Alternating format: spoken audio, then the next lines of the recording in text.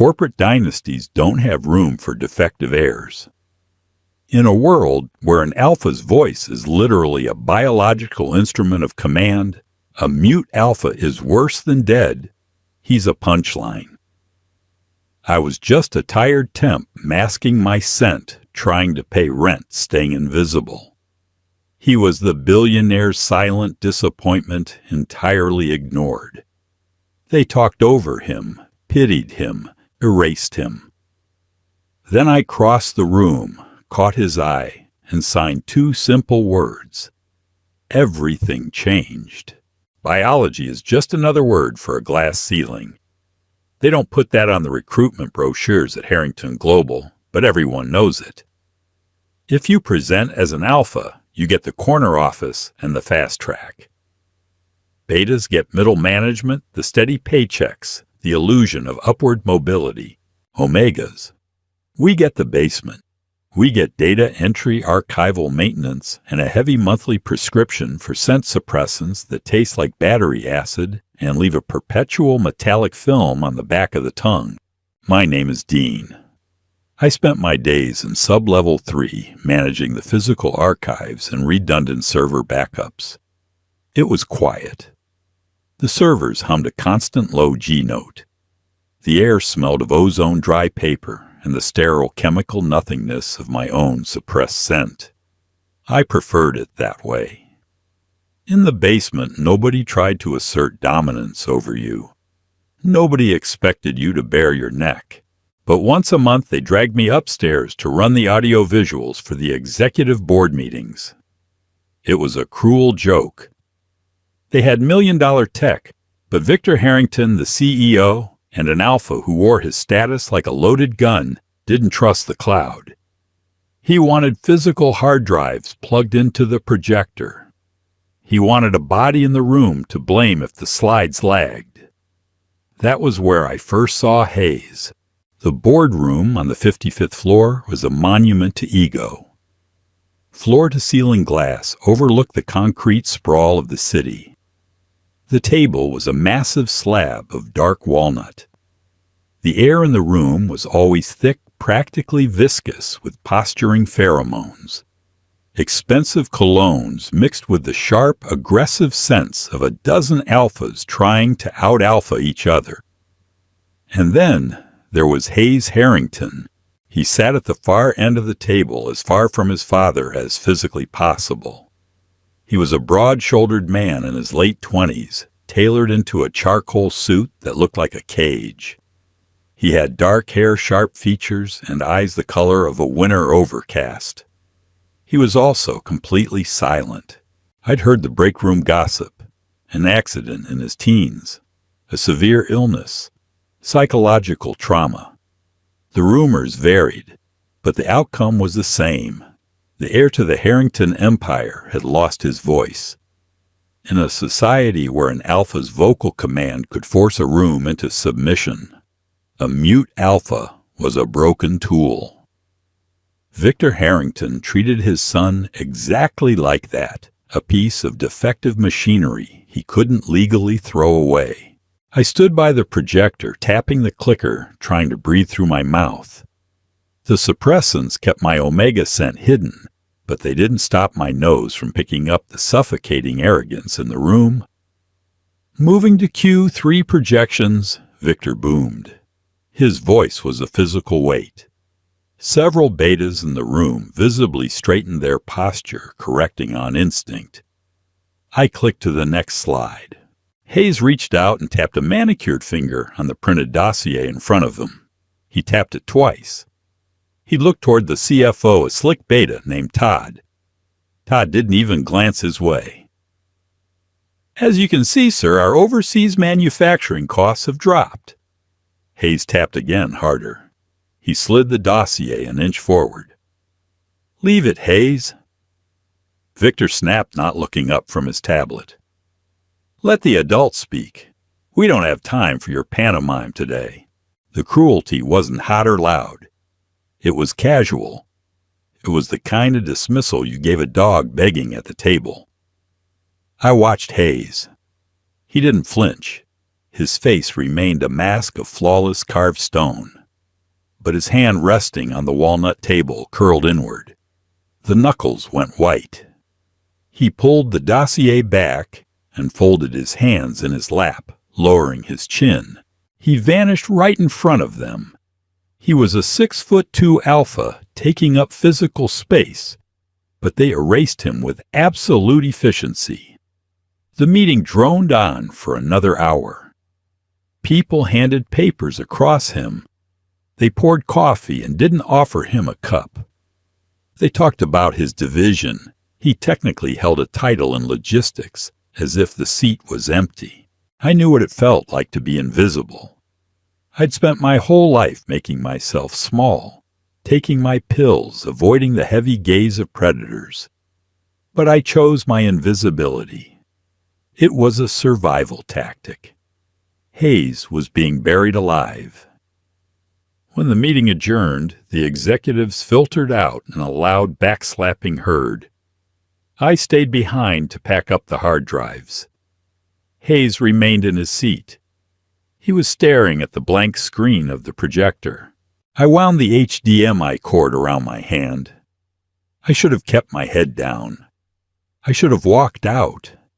But I looked at the rigid line of his shoulders. I noticed the faint suppressed scent leaking from him, not aggressive, not dominating. It smelled like cedar wood after a forest fire. Burnt, ashy, sad. He stood up finally and grabbed his briefcase. He didn't look at me. To him, I was just a part of the room's fixtures. The IT guy, a ghost. I watched him walk out, his heavy footsteps muffled by the thick carpet. I packed my bag and took the service elevator back down to the basement, the taste of battery acid sharp on my tongue. 3 weeks passed. The basement remained my sanctuary. The temperature was always a cool 68 degrees, and the only company I had was a row of towering servers and a terrifyingly large ficus plant I had inherited from the previous archivist. It was a Tuesday afternoon. I was elbow deep in a cardboard box of tax records from 2018, my hands covered in dust, my head throbbing. The cheap suppressants my insurance covered had a fun side effect, debilitating dehydration migraines. I was rubbing my temples, eyes squeezed shut, when the heavy reinforced door to the archives hissed open. I didn't open my eyes. Drop the requisition forms in the tray, I muttered, assuming it was a junior beta from accounting. Nobody spoke. No footsteps approached. I opened one eye.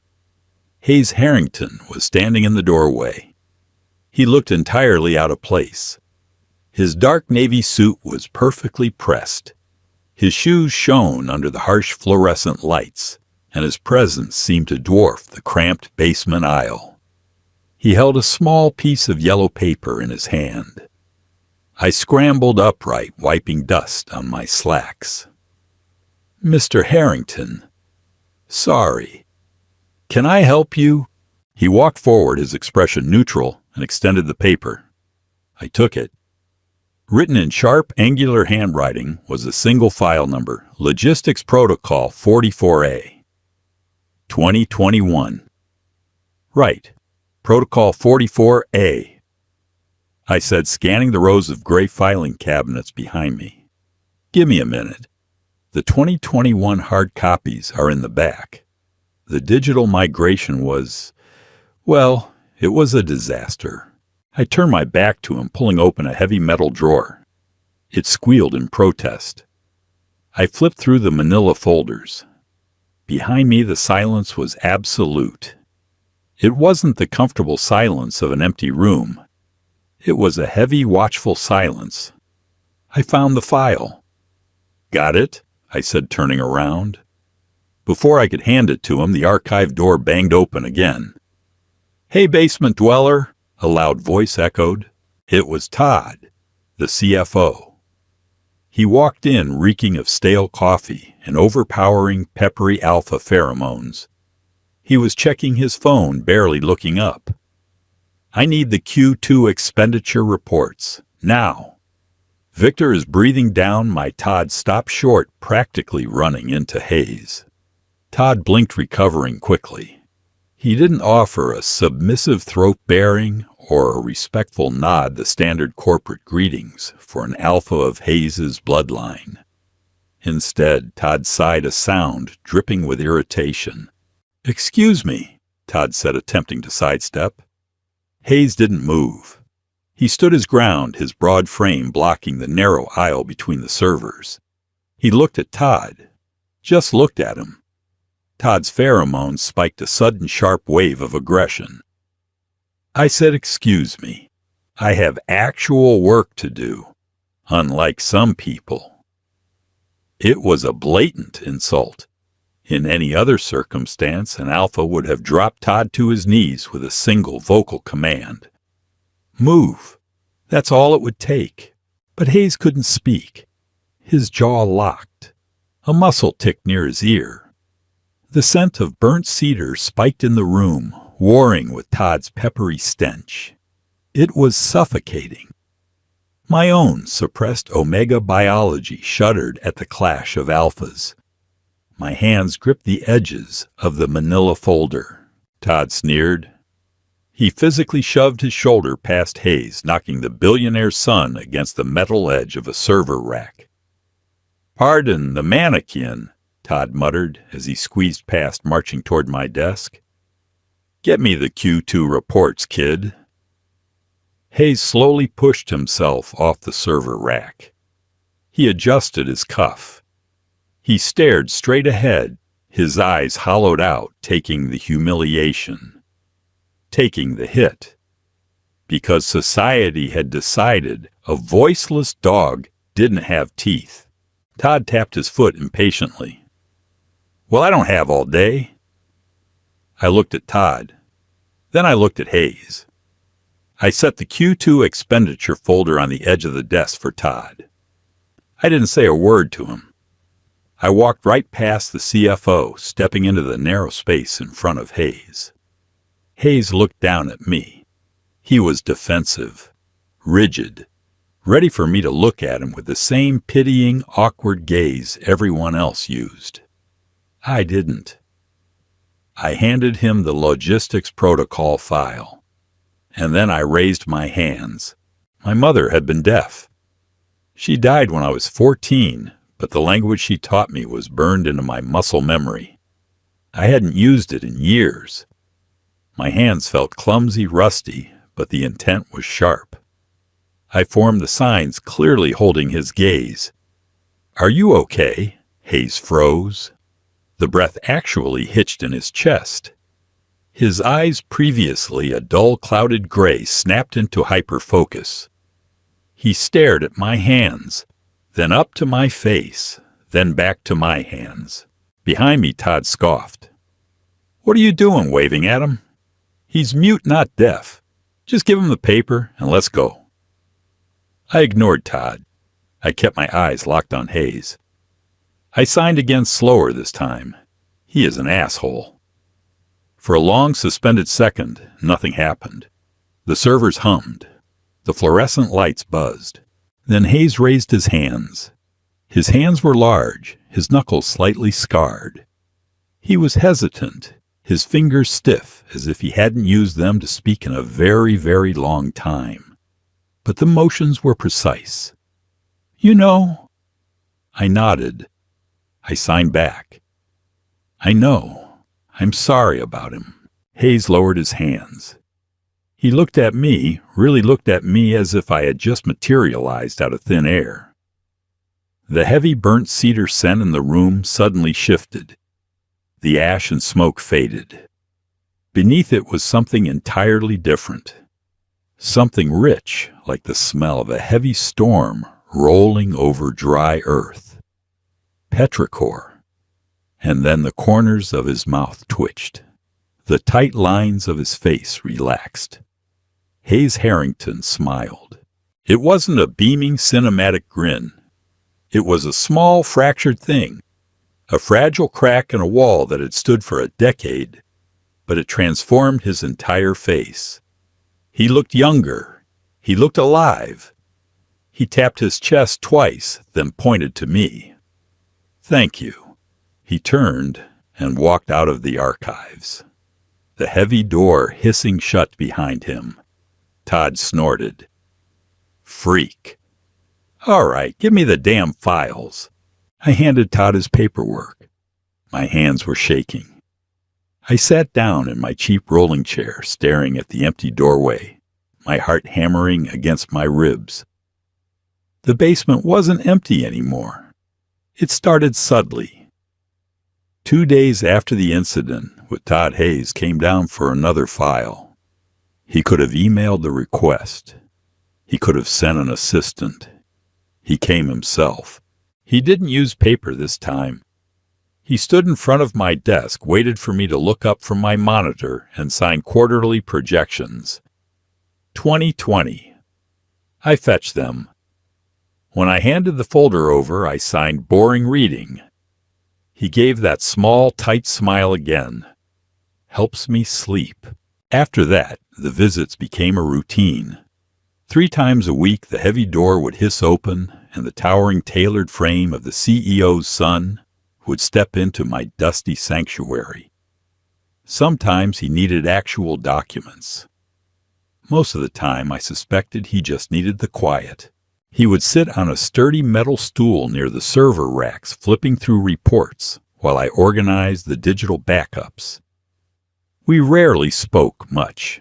We didn't have to. The silence between us wasn't the oppressive, heavy void that followed him upstairs. It was a shared space. It was dangerous, too. I was an Omega. I was a low-level beta passing temp on a contract that could be terminated with a single keystroke. He was an alpha billionaire heir. If Victor Harrington found out his son was fraternizing with basement staff, I'd be blacklisted from every tech firm in the state. But I couldn't stop. For the first time in my life, I felt seen, and I knew with absolute certainty that I was the only person in this glass and steel monolith who saw him. About a month into this routine, my body betrayed me. The corporate healthcare plan had recently switched providers, forcing me onto a generic brand of scent suppressants. They were brutally harsh on my system.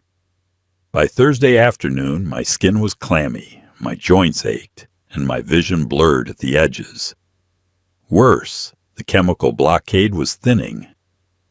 I was sitting at my desk, my head resting on my folded arms, trying to breathe through a wave of nausea.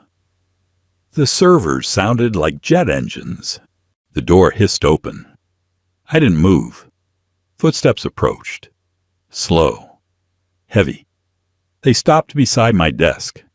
I felt the shift in the air before I saw him.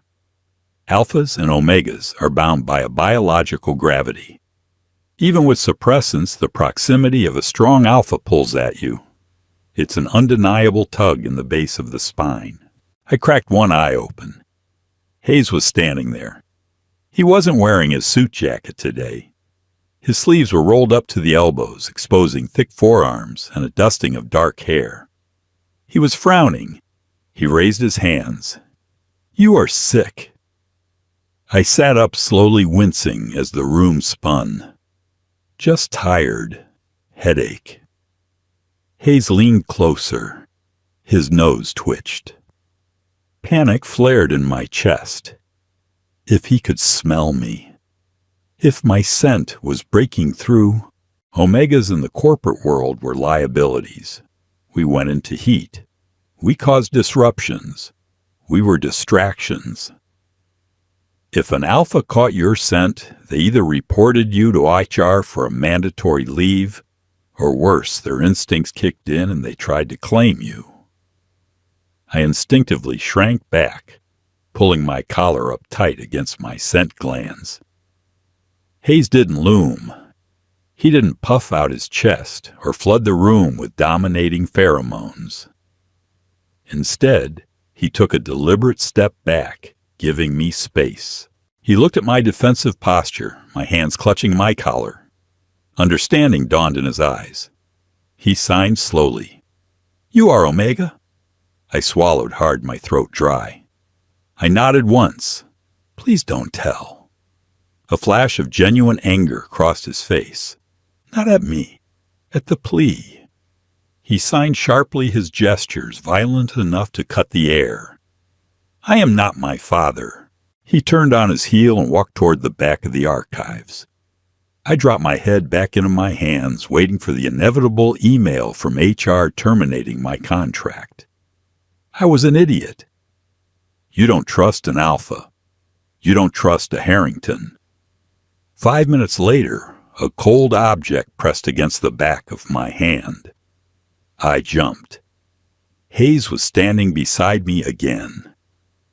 He placed a bottle of premium electrolyte-infused water on my desk, followed by a blister pack of high-grade ibuprofen. I stared at the items. Then I looked up at him. He pulled up the metal stool, sat down next to my desk, and rested his elbows on his knees. He looked at me, his gray eyes intensely focused. He raised his hands. "Drink." I opened the water with trembling fingers and took the pills. The cool liquid soothed the burning in my throat. As I drank, Hayes watched me. The scent in the room was changing. My suppressants were failing, leaking the scent of Earl Grey tea and damp earth. My natural smell.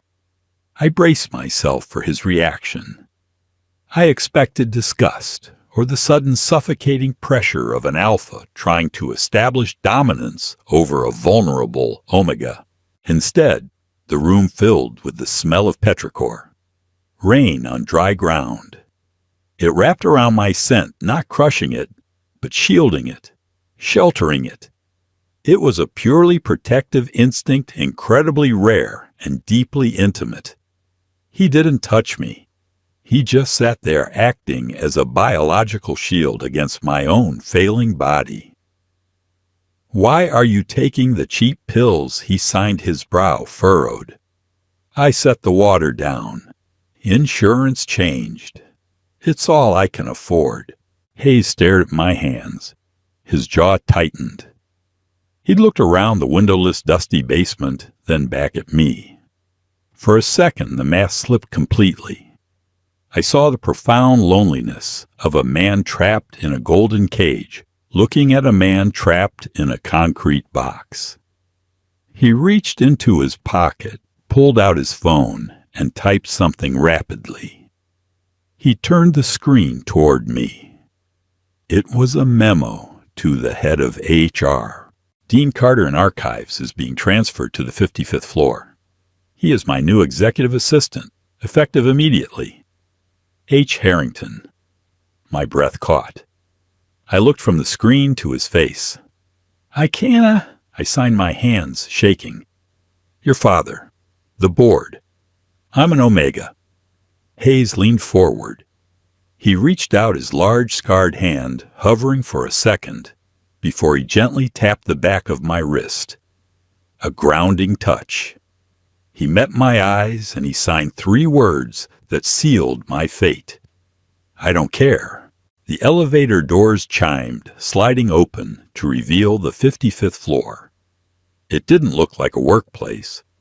It looked like a modern art museum curated by a sociopath. White marble floors reflected the glare of recessed halogen lights. The walls were glass, offering a dizzying, vertigo-inducing view of the city skyline. It smelled like cold brew coffee, expensive leather, and a curated mixture of aggressive, high-end alpha colognes. I stepped off the plush carpet of the elevator, my cheap dress shoes clicking too loudly against the marble. I felt naked. I was wearing my best suit, which was a 5-year-old polyester blend from a department store clearance rack. It hung off my shoulders. I had doubled my dose of the cheap suppressants that morning terrified. My natural scent would bleed out into the sterile air. My mouth tasted like copper, Sarah, the head receptionist, and an imposing beta stared at me as I approached her desk. She didn't blink. "Deliveries go to the loading dock." "I'm Dean Carter," I said, my voice sounding thin in the cavernous lobby. "Mr. Harrington's new executive assistant." She typed something into her keyboard, frowned, and hit a key with unnecessary force. "Hayes Harrington's office. End of the South Corridor. Don't touch the glass on your way down." The South Corridor was a dead zone.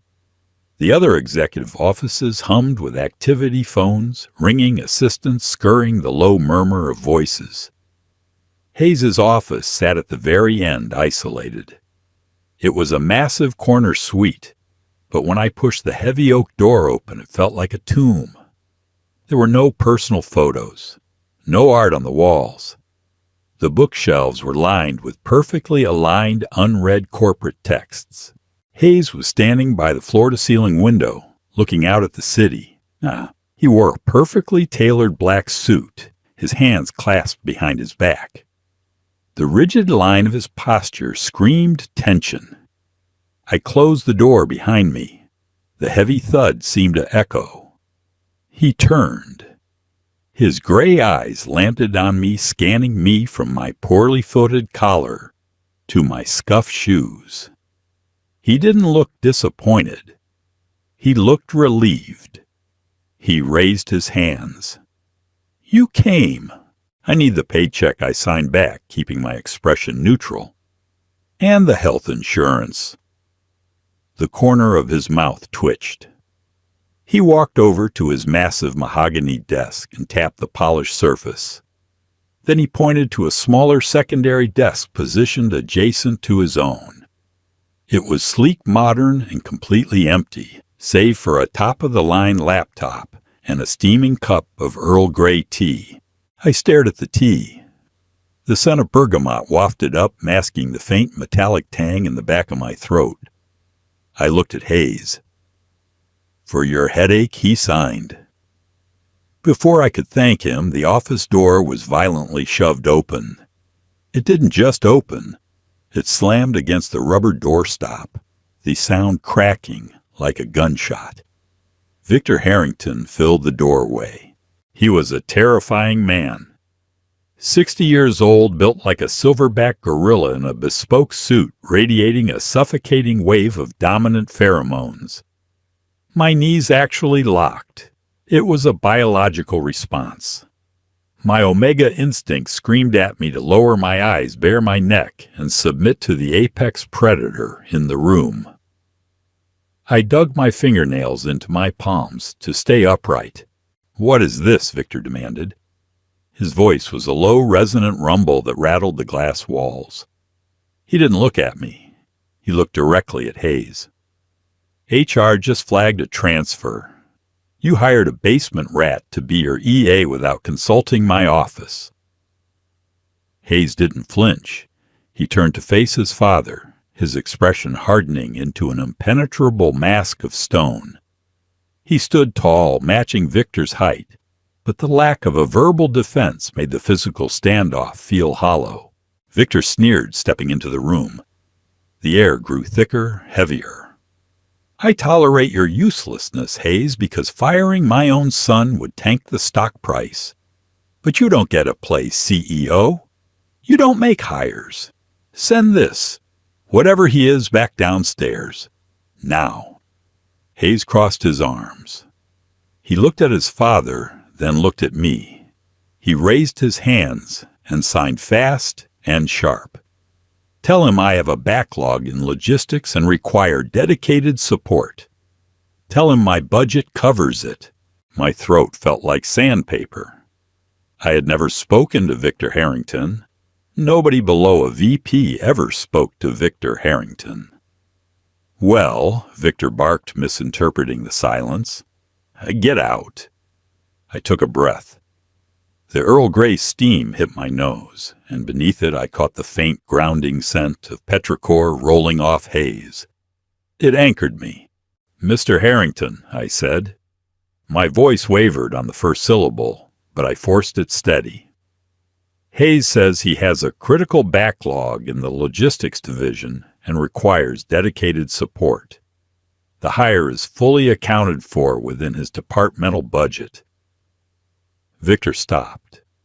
He slowly turned his head, looking at me as if a lamp had just spoken.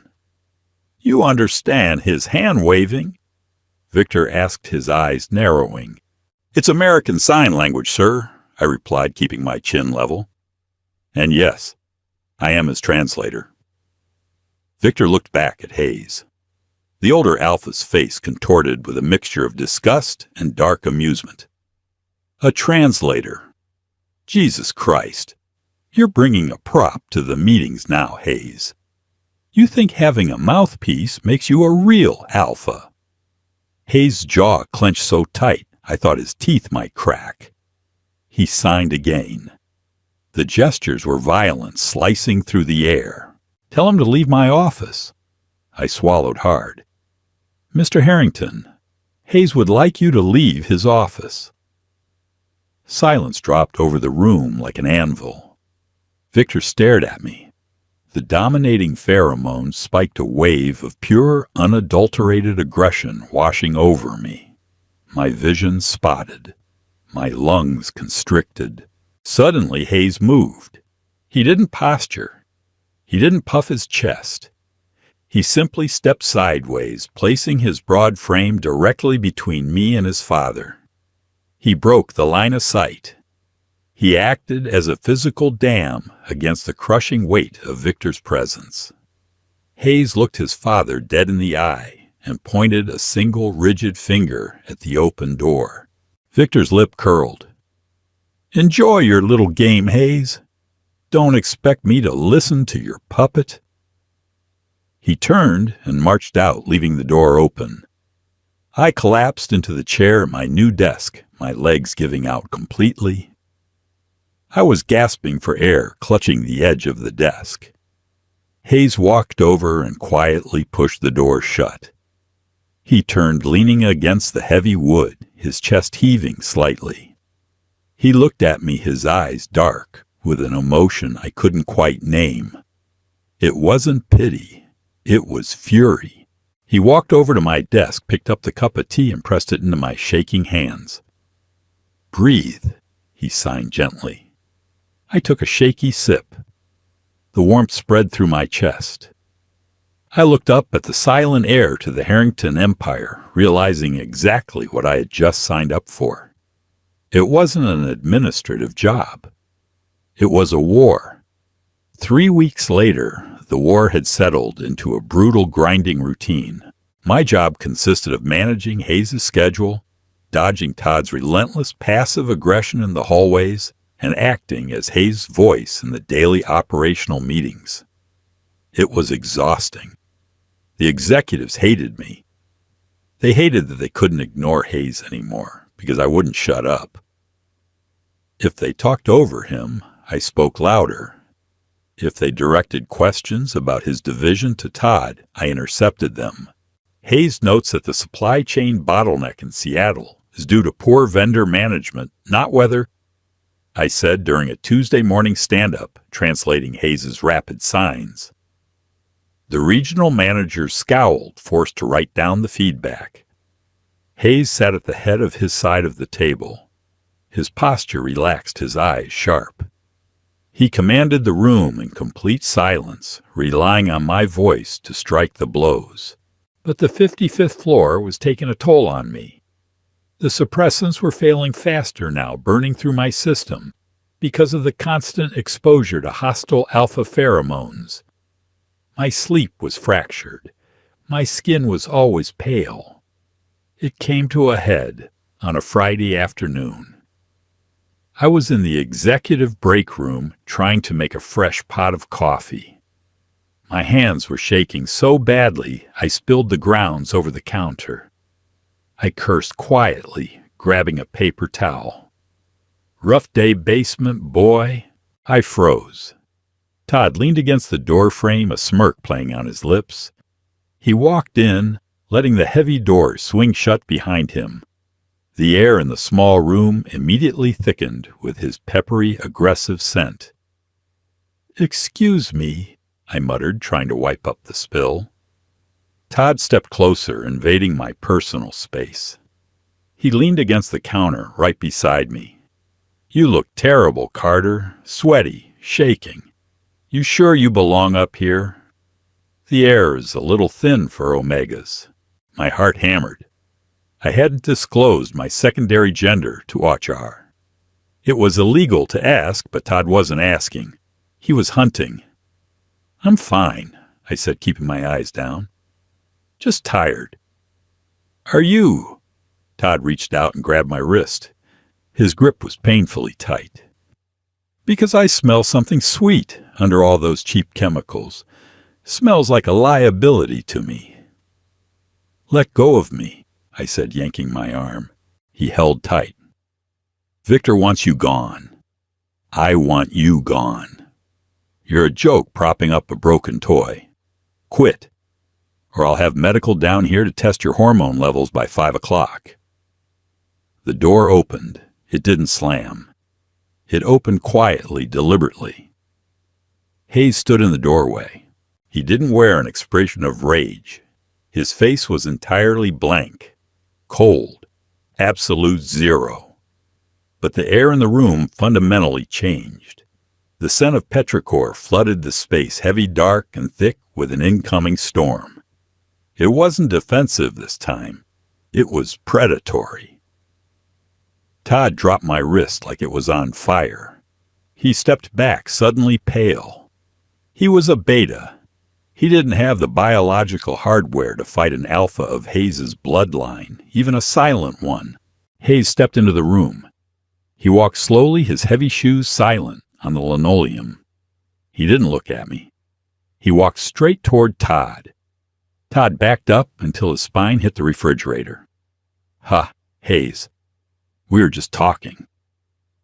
Hayes stopped a foot away from Todd. He stared down at the CFO. He didn't raise his hands to sign. He didn't need to. He simply leaned forward, allowing his physical size and the suffocating weight of his pheromones to crush the air out of Todd's lungs. Todd began to shake. A bead of sweat rolled down his temple. He bared his neck, instinctively a pathetic, jerky motion. "Message received," Todd whispered, his voice cracking. Hayes pointed at the door. Todd scurried out, practically tripping over his own feet. The oppressive tension in the room snapped. The storm broke, leaving only the clean, washed earth scent behind. Hayes turned to me. His eyes dropped to my wrist, which was already bruising from Todd's grip. He gently took my hand, examining the red marks. His touch was feather-light, a jarring contrast to the violence he had just projected. He raised his hands. "Are you hurt?" "No," I signed back my hands, still trembling. "Thank you." He let go of my hand, reached into his tailored suit pocket, and pulled out a small, sleek white bottle. He set it on the counter. It was a prescription bottle. I looked at the label. It was a custom compounded scent suppressant, the kind that cost thousands of dollars a month. The kind that didn't cause migraines, nausea, or tremors. I looked up at him, stunned. "I can't afford this. I can't accept it." Hayes shook his head. He tapped his chest, then pointed to the bottle. "My employee health plan. I authorized it." He paused, his hands dropping to his sides. He looked away, his gaze fixing on the blank wall. For the first time since I'd met him, he looked vulnerable. He raised his hands again, slower this time. "When I was 16, I had alpha-strain pneumonia. The fever burned for a week. I stopped wiping the counter. I watched his hands, entirely captivated. This was the ghost story. The rumor nobody knew the truth about. My father refused to call a doctor. Hayes signed. The movements were tight, carrying the weight of an old, deep ache. He said a real alpha sweats it out. He locked me in my room.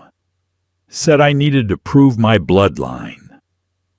My stomach twisted into a cold knot. I felt physically sick. The fever scarred my vocal cords. Beyond surgical repair, Hayes finished. He lowered his hands and looked at me, a bitter, cynical shadow in his eyes. I didn't lose my voice. He burned it out of me. I stood in the quiet break room, the hum of the refrigerator, the only sound. I didn't offer pity. Pity was cheap, and Hayes Harrington didn't need it. I understood now. The silence wasn't a weakness. It was a monument to his survival. I raised my hands. He is a monster, I signed. And we are going to tear his company apart. Hayes stared at me. The bitter shadow in his eyes fractured, replaced by a sudden intense heat. He stepped closer. The scent of rain wrapped around me, pulling me in. He didn't smile, but his eyes were alive, burning with a quiet, terrifying promise. He nodded once. The Q4 Board of Directors meeting was the pinnacle of the corporate calendar. It was held in the grand boardroom, a massive amphitheater of polished oak and leather seating 30 of the most ruthless executives in the country. Victor Harrington sat at the head of the long table, a king holding court. Hayes sat halfway down, staring blankly at his tablet. I sat in a designated chair directly behind Hayes. My laptop open in my hands, resting lightly on the edge of his chair. The custom suppressants Hayes had given me worked perfectly. I felt clear-headed, grounded, and entirely invisible to the predatory noses in the room. The meeting had been dragging on for 2 hours when Victor moved to the final agenda item. Item 7. Victor announced, his heavy voice cutting through the side chatter. The restructuring of the logistics division. As you have seen in your dossiers, I am proposing we liquidate our domestic transport fleet and outsource to Vanguard Freight. A murmur of agreement rippled through the board. My fingers tightened on the back of Hayes's chair. This was his division. Liquidating it meant stripping Hayes of his only remaining operational power. It was Victor's final move to turn his son into a completely empty title.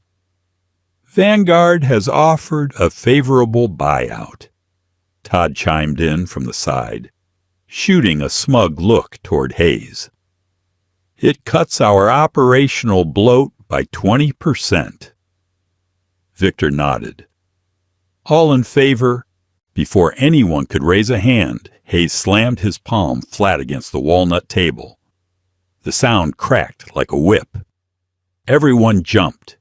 30 heads snapped toward him. Hayes didn't look at them. He stood up slowly, deliberately. He buttoned his suit jacket with one hand. Then he turned slightly toward me, raising his hands. His eyes were locked on mine, blazing with a cold blue-white fire. The signs came fast, aggressive, and perfectly structured. I stood up. I took a deep breath, projecting my voice to the back of the room. I didn't sound like a basement temp. I channeled the exact frequency of Hayes's fury. Hayes notes that Vanguard Freight is currently under federal investigation for labor violations. I rang out my voice, cutting through the stunned silence. Victor's face darkened. Sit down, Carter. This is a board meeting. Hayes didn't break eye contact with me. His hands moved again, a blur of motion. He further notes, I continued speaking louder, driving the words over Victor's command, that liquidating our fleet will trigger a breach of contract clause with our primary Asian suppliers, resulting in a $70 million penalty. A penalty the CFO conveniently omitted from the dossier. The room erupted into whispers. Board members began frantically flipping through their tablets, looking at Todd. Todd turned the color of chalk. That's a minor risk variable, Todd stammered. Hayes turned his piercing gaze to Todd. He signed one short phrase. Hayes says you are either financially illiterate or intentionally defrauding the board.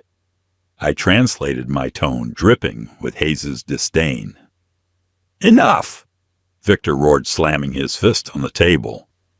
The alpha pheromones exploded in the room, thick and suffocating, meant to force everyone into physical submission. Several beta board members flinched, shrinking into their chairs. I felt the pressure against my chest, but before it could crush me, the scent of petrichor washed over the room.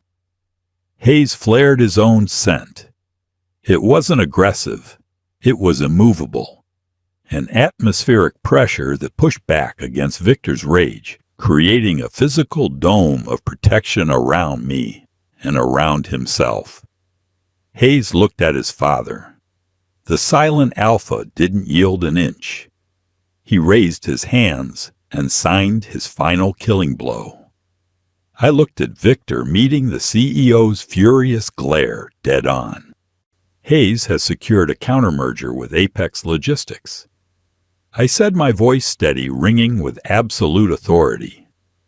It retains our domestic fleet cuts operational costs by 30% without liquidating assets and bypasses the Asian penalty. The contracts have already been vetted by legal. They are in your inboxes. Now. 30 cell phones and tablets buzzed simultaneously around the table. Victor stared at his son, his face a mask of shock and pure, unadulterated hatred. He had been outmaneuvered, outplayed. By the son, he thought he had silenced forever. The eldest board member, a man named Gregory, looked up from his tablet. He looked at Hayes, really looked at him with a newfound respect. This is brilliant structuring, Hayes. A much stronger play. Hayes gave a single curt nod. He didn't wait for the vote. He picked up his tablet, turned, and walked out of the boardroom. I closed my laptop and followed him, leaving the chaos behind us. When we reached his office, Hayes closed the door. The heavy thud sealed us in. The adrenaline of the past hour was still humming in my veins. My heart was racing. Hayes walked to the center of the room. He dropped his tablet on the desk. He took a deep breath, his shoulders dropping, the immovable statue finally relaxing. I stood by the door. That was incredible. He turned to me. The harsh corporate mask was gone. He looked exhausted, but deeply, profoundly alive. He closed the distance between us, his heavy steps slow. He stopped right in front of me. Close. Too close for a boss and an assistant. Too close for an alpha and an omega. The scent of rain and damp earth was overwhelming, intoxicating. It made my pulse hammer in my throat. Hayes reached up. His large, warm hand hovered in the air before his fingers gently brushed against my jawline. A shiver wrecked my spine. He didn't pull away. His thumb swept lightly over my cheekbone. It was a gesture of profound gratitude, but underneath it a simmering, undeniable heat. He didn't sign. He didn't have to. The way he looked at me, like I was the only person in the world who had ever spoken his language, said everything. He leaned in his forehead, coming to rest gently against mine. We stood there in the quiet of the glass cage, the city roaring silently beneath us, breathing in the same air. He had won the battle, but as his hand slid to the back of my neck, his thumb resting over my pulse point, I knew the war for dominance was over. We had already surrendered to each other. You don't back a predator into a corner and expect it to apologize. You expect it to bare its teeth. In the weeks following the Vanguard Freight Board meeting, the 55th floor became a localized war zone. The victory had been intoxicating, a massive adrenaline spike that left both Hayes and me completely wired. But the crash was inevitable.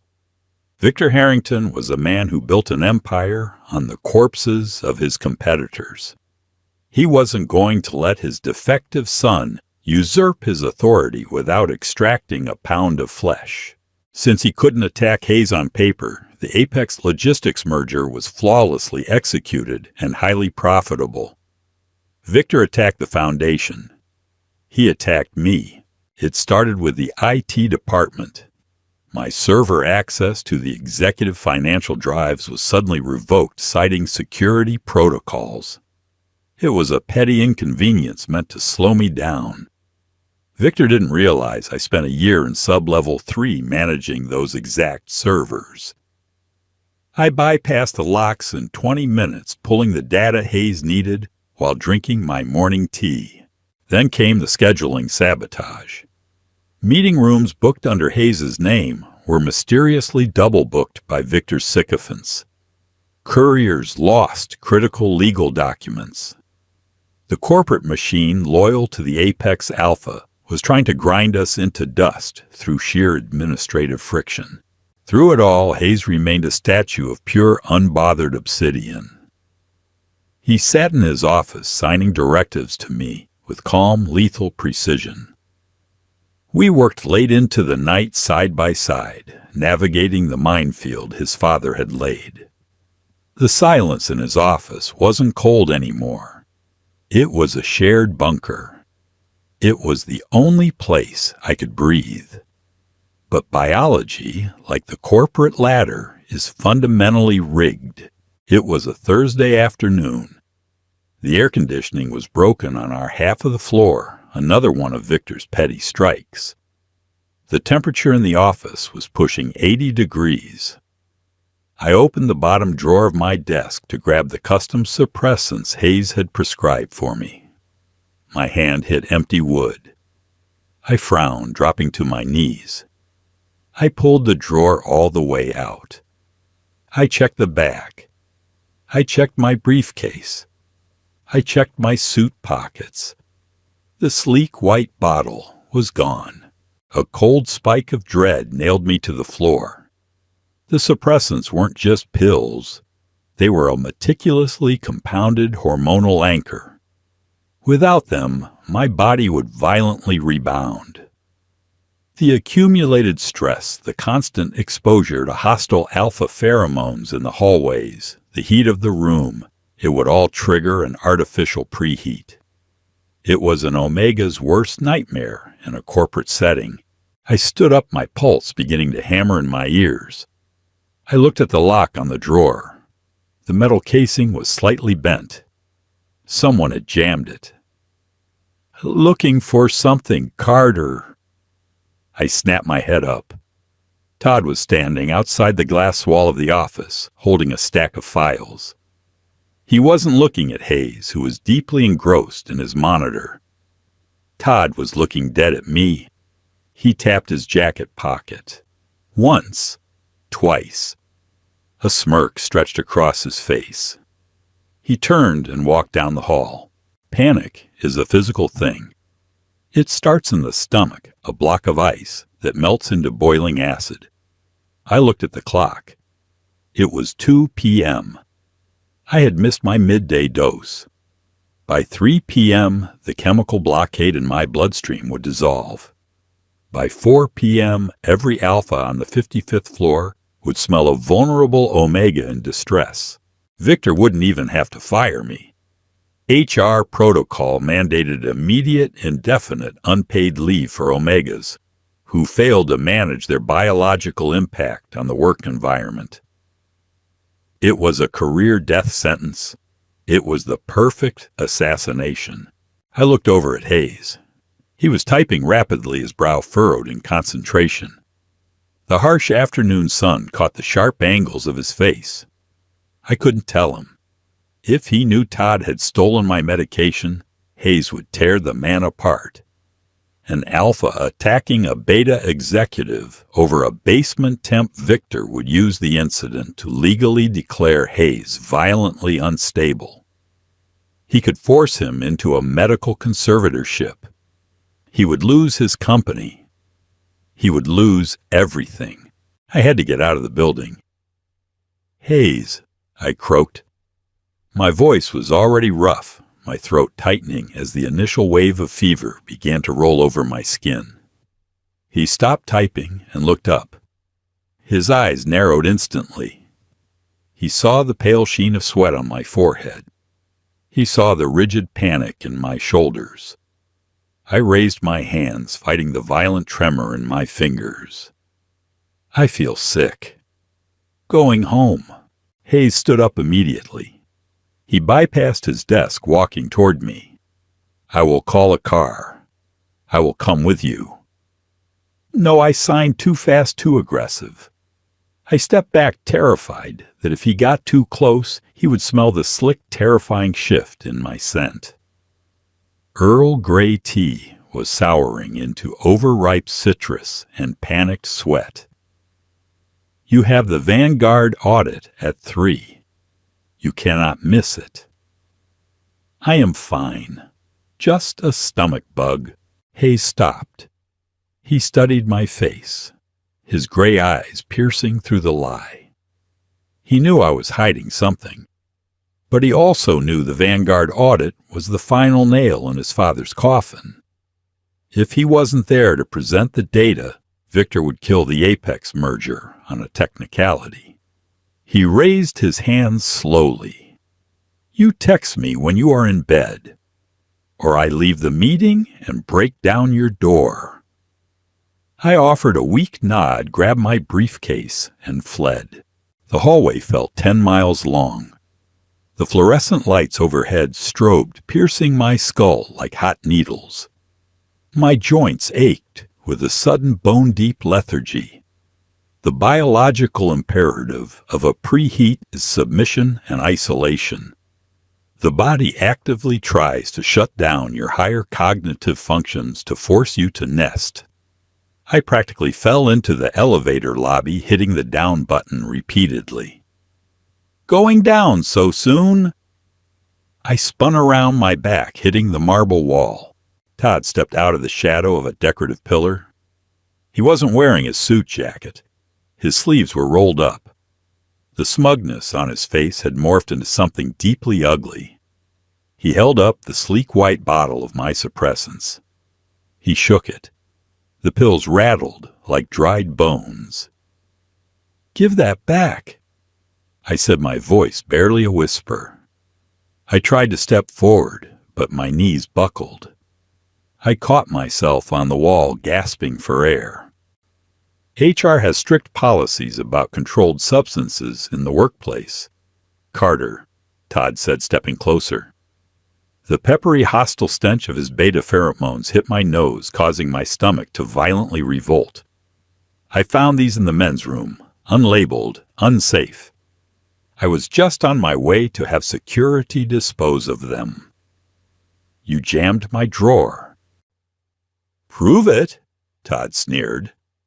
He took another step, trapping me between his body and the elevator doors.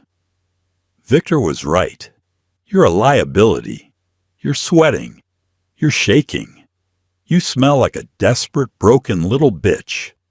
How long until you're on the floor begging an alpha to put you out of your misery?"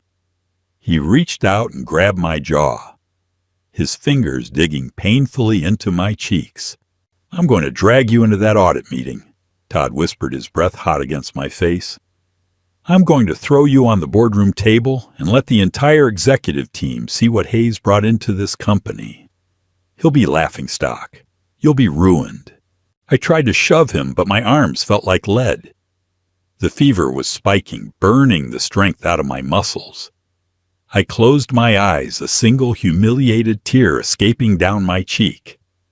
I had fought so hard to be invisible. I had fought so hard to stand beside Hayes, and it was ending in the dirt. The elevator bell dinged. The doors didn't open. The sound came from the other end of the hall. Todd's grip on my jaw didn't loosen, but his head turned. The temperature in the corridor dropped by 20 degrees. The sterile smell of cold brew and halogen lights vanished completely obliterated by a suffocating, terrifying wave of atmospheric pressure. It smelled like black clouds. It smelled like lightning striking a cedar tree. It smelled like absolute, uncompromising death. I opened my eyes. Hayes Harrington stood at the end of the marble corridor. He didn't walk. He stalked. Every muscle in his broad frame was coiled tight, projecting a dominance so pure, so violent, that the glass walls of the offices seemed to rattle in their frames. He didn't make a sound. Todd dropped me. I collapsed to the marble floor, gasping for breath, curling into a ball as my body tried to weather the clash of pheromones. Hayes! Todd stammered, backing away from me, his hands raised in mock surrender. I was just helping him. He's sick. He's a liability, look at him. Hayes didn't break stride. He reached Todd in 3 seconds flat. He didn't throw a punch. He didn't need to. Hayes grabbed Todd by the throat with one hand, lifting the beta off his feet and slamming him into the marble wall. The sickening crack of Todd's skull hitting the stone echoed down the empty corridor. Todd gagged his hands, desperately clawing at Hayes's wrist. His legs kicked in the air. Hayes's face was a mask of cold, terrifying rage. The quiet air was gone. The defective sun was dead. This was the apex predator of the Harrington bloodline unleashed. He held Todd against the wall, cutting off his air supply, letting the beta experience exactly what it felt like to be completely powerless. With his free hand, Hayes reached into Todd's trouser pocket and pulled out the white bottle of pills. He dropped Todd. Todd hit the floor like a sack of wet cement, coughing violently, dragging himself backward away from Hayes' boots. Hayes didn't look at him. He crouched down beside me. The suffocating terror of his alpha scent immediately shifted, softening into the deep, grounding smell of heavy rain. It wrapped around me, pulling me out of the fevered panic, shielding my exposed omega biology from the harshness of the world. He popped the cap off the bottle, shook out 2 pills, and pressed them against my lips. I swallowed them dry. I was shaking uncontrollably, tears tracking through the dust on my face. I looked up at him, my vision blurred. Hayes gently scooped me into his arms. He lifted me off the floor effortlessly, pressing my face into the crook of his neck. His skin was warm. The pulse beneath his jaw was steady, a heavy drumbeat that anchored my racing heart. He stood up, holding me tight against his chest. He finally looked down at Todd, who was weeping on the floor, clutching his bruised throat. Hayes raised one hand from my back, keeping me supported with his other arm. He pointed a single finger at Todd. Then he pointed to the elevator. The message was clear. Run. Before I kill you. Todd scrambled to his feet and practically threw himself into the stairwell, the heavy fire door slamming shut behind him. Hayes didn't carry me back to the office. He didn't take me to the audit. He carried me into his private executive elevator, scanned his thumbprint, and pressed the button for the underground garage. He was taking me home. His home, Hayes' penthouse, was entirely silent. It sat on the 42nd floor of a high-rise, a sprawling expanse of dark wood, brushed steel, and floor-to-ceiling windows overlooking the water. It was impeccably clean, but unlike his office, it felt lived in. It smelled like him. He carried me into the master bedroom, laying me gently down on a massive bed covered in heavy dark linens. My suppressants were kicking back and fighting the fever, but my body was completely exhausted. I lay there curled on my side, watching him through half-open eyes. Hayes walked to the ensuite bathroom and returned with a damp, cool towel. He sat on the edge of the bed and gently wiped the sweat from my forehead, his touch terrifyingly gentle for a man who had just nearly crushed a throat. He set the towel aside and looked at me. His broad shoulders slumped. The anger had drained out of him, leaving a profound, exhausting sadness. He raised his hands. I failed you. You were hurt because of me. I pushed myself up on one elbow. My head spun, but the grounding scent of petrichor kept me tethered. I reached out and caught his hands. I didn't want him to sign apologies. You saved me. I signed back, my movements slow. Todd is gone, but Victor will use this. He will say you abandoned the audit. Hayes pulled his hands from mine. He reached into his suit pocket, pulled out his phone, and tossed it onto the mattress between us. The screen was lit up. It was a live feed of the 55th floor boardroom. I stared at it. The Vanguard audit was happening. But Hayes wasn't there. Instead, Gregory, the eldest board member, was standing at the head of the table. He was reading from a thick stack of printed documents. Victor Harrington sat in his chair, his face entirely purple with rage, two corporate security guards standing awkwardly behind him. What is this? I whispered, my voice hoarse. Hayes smiled, a real, genuine smile that reached his eyes. He tapped my shoulder, then pointed to the phone. He signed, I didn't abandon the audit. I sent my proxy. I watched the screen. Gregory was reading out a list of offshore accounts detailing millions of dollars siphoned from the logistics division over a period of 5 years. It wasn't incompetence that had plagued Hayes' department. It was Victor. The CEO had been systematically bleeding his son's division dry to fund a series of failed personal investments, then using Hayes' silence to ensure nobody asked questions. Victor slammed his fist on the table. The audio was muted, but I could see him screaming. Gregory didn't flinch. He handed the documents to the board members. Then Gregory looked directly at the camera in the corner of the room and nodded. Hayes picked up the phone and typed a single message into the board's secure group chat. Vote. Within 60 seconds, the notifications rolled in. Unanimous. Victor Harrington was terminated as CEO of Harrington Global Effective, immediately pending a federal fraud investigation. I stared at the phone. My jaw dropped. When did you do this? While you were sleeping in the archives, Hayes signed, his eyes crinkling at the corners. I am mute. I am not deaf. I am not blind. I have been building this case for 3 years. I just needed Vanguard to take the bait. He had played them all. He had let his father think he was a broken toy, let Todd think he was a coward, and let the board think he was incompetent. He had used the silence as a weapon, gathering data-building alliances with men like Gregory in the shadows. He didn't need a voice to destroy an empire. He just needed leverage. I fell back onto the pillows, a breathless laugh escaping my chest. You're terrifying. Hayes leaned over me. He rested one hand on the mattress beside my head, his body hovering just inches from mine. The smell of rain was intoxicating. It wasn't the aggressive scent of an alpha claiming an omega. It was an invitation. He raised his free hand.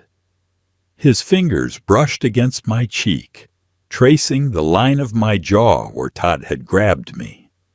His expression darkened for a fraction of a second before softening. I am not terrifying to you. He signed his hand, moving right in front of my chest. No, I signed back my hands, brushing against his chest. You never were. He didn't ask for submission. He didn't force a bond. Hayes lowered his head, pressing his lips to mine.